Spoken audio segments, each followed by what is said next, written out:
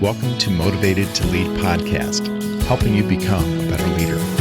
I'm your host, Mark Klingsheim. Hi, everyone. Thanks again for joining us for our podcast this week. My name is Mark Klingsheim with SEMA Partners. Each week, we interview leaders and they share lessons learned from their careers. Our goal is to help you become a better leader. This week, we're happy to have with us Brittany Bradrick, who is the COO and CFO at Viacyte. And she has a background in the life sciences, working in companies such as Abbott and Insulet. Her earlier career was in investment banking, and she's got some great thoughts she's going to share, lessons learned in her career, and looking forward to today's conversation with Brittany. Well, could you give us just a little bit of your story, a little bit of your career background, and I'd love to hear kind of how you've gotten to where you are today. Sure.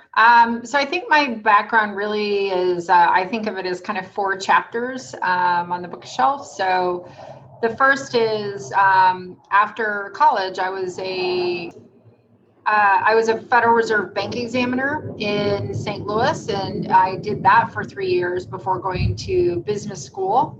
That was really a great training ground, similar to an analyst program in investment banking.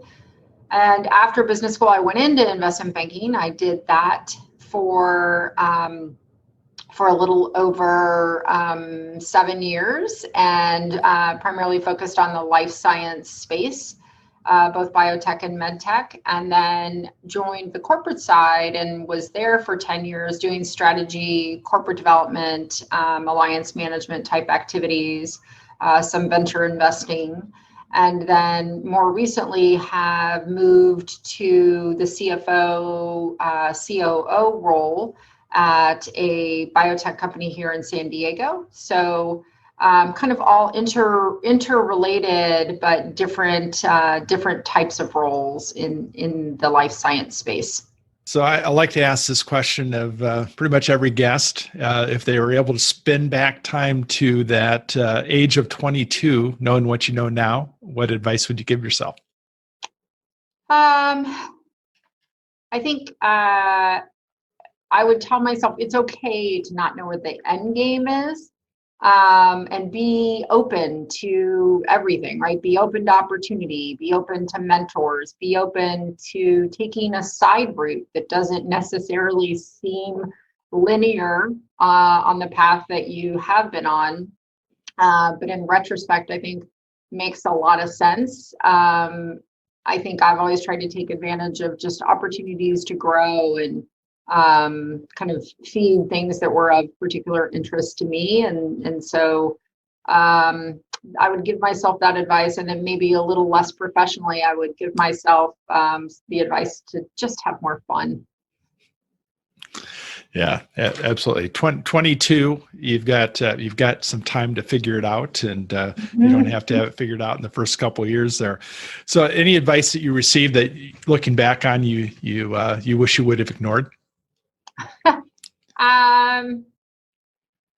Probably lots. I mean, I think the bottom line is, your view of yourself and kind of what you want to do is what matters the most. And you shouldn't really be comparing yourself to somebody else's track or somebody else's view of what you should or shouldn't be doing. And kind of just having that belief in yourself.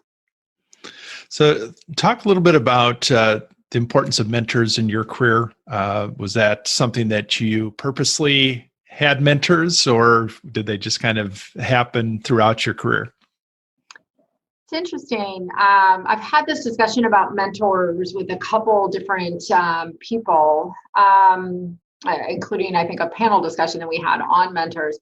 Mentors can be so valuable to people in their career. And I guess I've had some mentors, some informal, some formal, but I haven't had a lot of them, right? So I haven't had that like one person who really kind of guided me and looked out for my career. And so to some extent, I think be open and look for mentors, but at the same time, don't be afraid to advocate for yourself, because it's not necessary to have a mentor to be able to advance your career. And I think that there's a lot of discussion around mentors, and that's not to underplay the importance of them at all, but it's not a necessary component to the recipe either. Okay. Good. So what advice, looking back to when that first time that you had the opportunity to lead a team, what do you wish you would have known about leading prior to that first, because we've got a number of people that are maybe moving into that first leadership position. Talk a little bit about that. Yeah, I mean, I think there's a transition, certainly.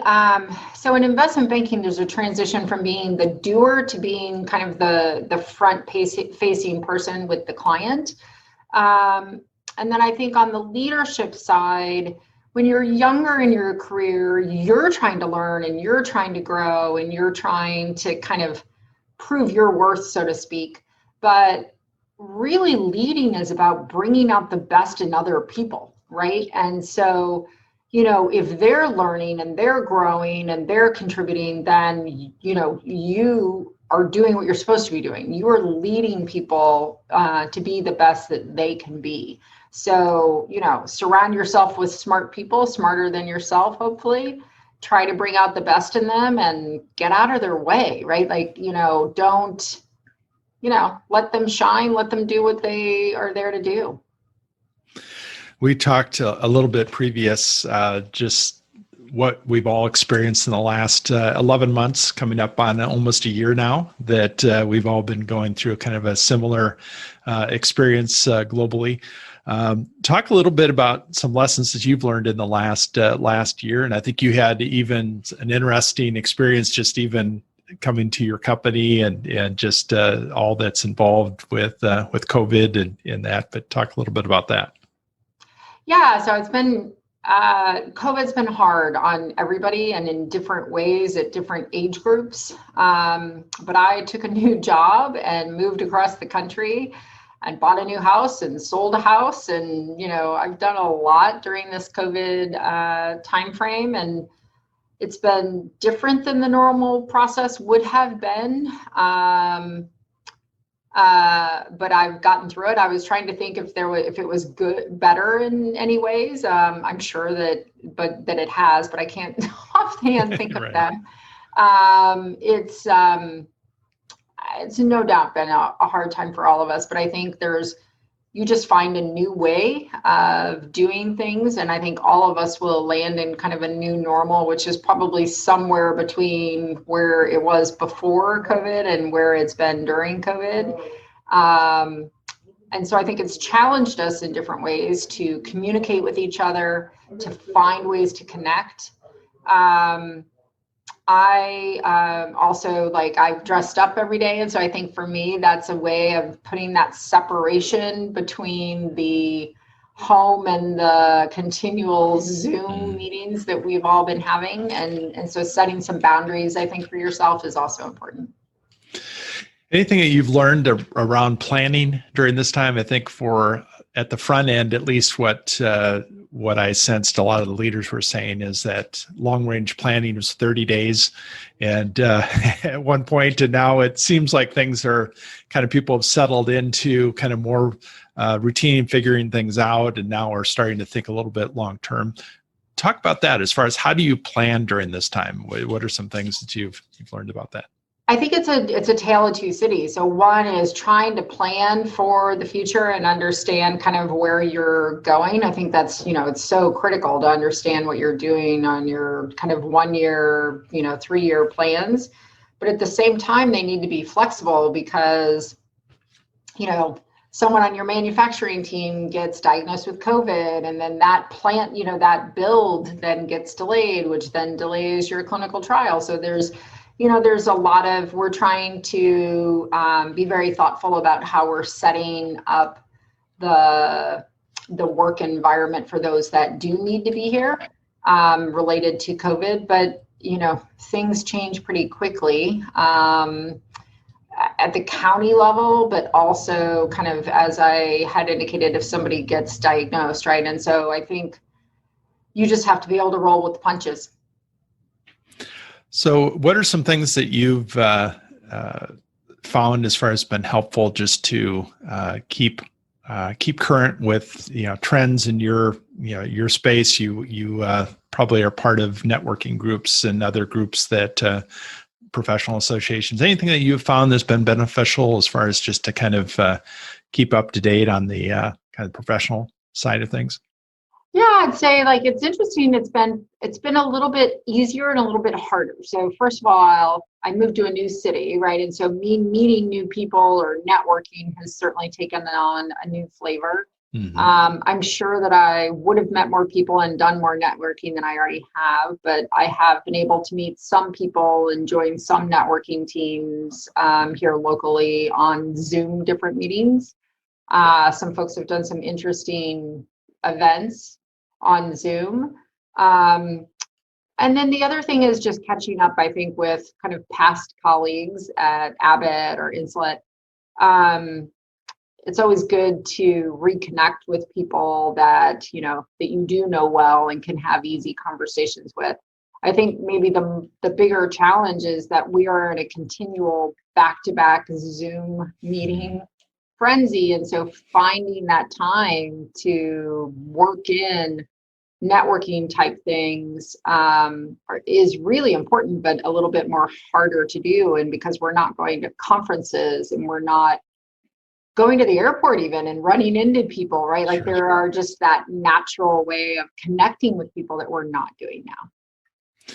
Have you found anything that's been helpful with your own team internally, as far as, again, I think a lot of people are saying that the back-to-back Zoom meetings, that it can be exhausting. You don't have the space sometimes in between meetings to even process what you talked about in that meeting. Anything that you've found has been helpful?